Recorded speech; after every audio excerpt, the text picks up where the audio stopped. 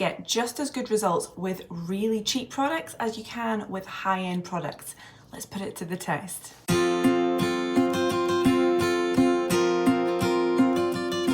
Hey guys, welcome back to my channel. So today I am doing a split head challenge for you. So we're going to be comparing the most expensive products that I have in my cupboard with the cheapest products I have in my cupboard. And I've actually already done this, and we're going to go into the video now of what I did and you can see the comparison. But before going into that, I wanted to show you the results and I want you to guess for me which side you think is the expensive side and which side you think is the cheap side. So while I'm talking just now, look at my hair and then decide which side you think is the expensive side and which side you think is the inexpensive side. And then I want you to, right now, without cheating, go to the comments, tell me whether you think my left or my right. So left, this is the left side, and this is the right side. So go write in the comments right now which one you think is the expensive and which one you think is the inexpensive routine. So here's the left. And here's the right.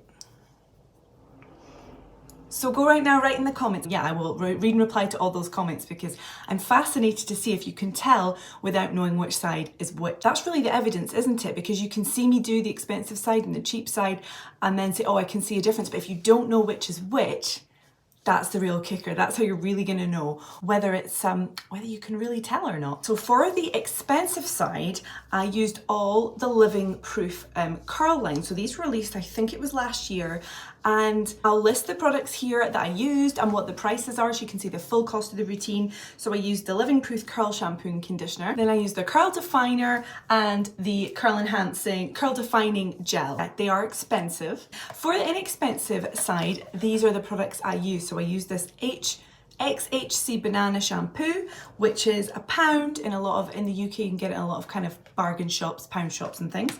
Then I used the Garnier Ultimate Blends Almond Crush Conditioner, which is a real favourite of mine. It smells amazing. It's so lightweight and lovely. And it's usually a couple of pounds. You can get it in supermarkets. You can also get it in, again, like Home Bargains and B&M. And then I used the Shockwaves Tough Stuff Heat and Sweat Proof Gel, which I've used a few times. I bought this for £1 in B&M. Most places seem to sell it for about £2, £2.50. So without further ado, I am going to get into showing you the actual demo of what I did today.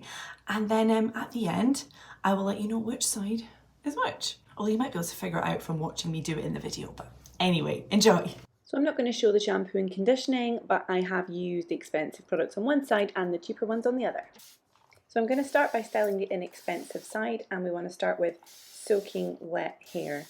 So I'm just using my spray bottle to put a bit more water back into my hair.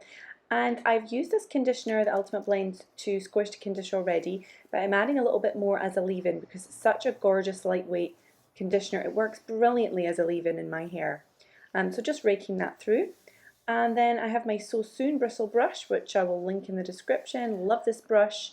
And instead of doing any sort of specific sectioning, I'm just brushing through my hair very roughly in sections, up and away from my scalp to give some root volume. And I do find brushing through just gives a bit extra definition. Brushing at the back there, backwards away from my scalp, so that the back doesn't sit sort of split. And now it's the Shockwaves, the Wella Shockwaves gel. There are two of these gels which look very similar. I'm very happy that the gel matches my eyeshadow and my t-shirt. There are two of these gels that look very similar, and this is the one that says Tough Stuff Heat and Sweat Proof Gel. That's the one I used.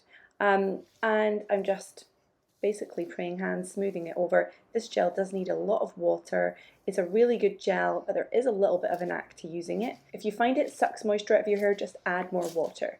And I'm just going to scrunch it. And I'm doing careful scrunching here. I like this scrunch and then pulse at the top motion to really encourage the curls without causing as much excess frizz as if you kind of just go in wildly scrunching, which I sometimes do. And then just helping some of these pieces at the front, getting confused as to which way they should curl. Just giving them a quick finger twist to help them with a little bit extra definition. So now we're on to the more expensive side, and again starting with soaking wet hair, going in with the, I can't remember what it's called, but the first Living Proof product, which is kind of a cream, and raking that through my soaking wet hair again. I'm sorry about the background noise. It's a roasting hot day. I have to have the window open, but we live next to a busy road, so I hope it's not too distracting. So just raking that through thoroughly, and then again brushing up and away from the scalp. It just really stops you getting those sticky flat roots that can happen if you brush down the way. But no fancy sectioning. It's a really, really quick way of getting extra definition without having to worry about sectioning off your hair. And it's a lot quicker than a full head of brush styled curls. Next, I'm going to add the defining gel. So we've got a few pumps of that, 3 pumps I think. And again, I'm just going to sort of rake the gel through, and then I will scrunch it in. And if you find that you struggle to get curls towards your roots, then a good way of scrunching is to just sort of use one hand to lift your hair at the roots and then scrunch all the way up to the roots like that. And it does help you get to the top. Now I just diffused. So this side, which is looking to me absolutely beautiful, and it feels beautifully soft, it's really bouncy. This is the expensive side. This is the living proof side. And previously when I've used the living proof products, I've actually gone for, instead of this, the curl definer, I've gone for the wave enhancer, I think it's called. But I think I actually prefer this. This has given me, these are the best results I've had with the living proof range to date. Really impressed, and I will definitely do that again, especially using that curl definer. And the gel is really nice and lightweight. It feels lovely in the hands. It's got great slip as I was putting it in my hair. I really like how it feels. So I didn't show the shampoo and conditioner, but the shampoo on the living proof side is extremely gentle. It doesn't really foam. It's very creamy, very gentle, and the conditioner's lovely. So this is the inexpensive side, which is also great results. Now, this guy was not playing ball today, but that's my hair. I'm not putting that down to the products, because sometimes my hair at the front just doesn't behave, especially when I've got it in a middle part. This bit, usually if it's in a side part, you don't really see it. So ignore that and go by, I'll do this, go by the rest of my hair. It's definitely got a bit more frizz than the living proof side, and it feels a little bit rougher, a little bit more producty, because the gel is a much thicker, harder hold gel. You need a lot of water with that gel, the Shockwaves one. But the Almond Crush conditioner, like I've said before, is an absolute favourite of mine. That's the smell that I can smell on this side of my head right now, is that lovely almondy conditioner. And it looks great, and I don't think it looks hugely different. That's what's crazy, is yes, I can see the differences when I look up close. This side has softer, bouncier curls and a bit more of a uniform look. That being said, this side of my head is a little bit tighter, curly anyway. So bearing that in mind, this side is a bit looser. This side has got sections that are a bit wonkier naturally. So bear that in mind too.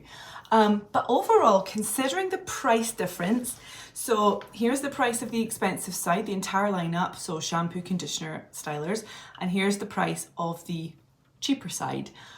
Isn't that remarkable that you can get such comparable results at such a wide price difference? I'm not saying that these products are too expensive if you want them and you like them, and I love the results and I will be reaching for them again definitely soon. Really happy with those results.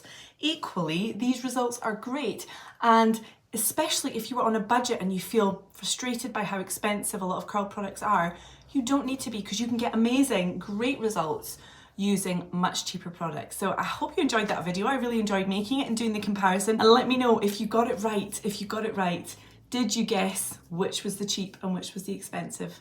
I'm really interested to know. As always, thank you for being here, and I will see you guys soon.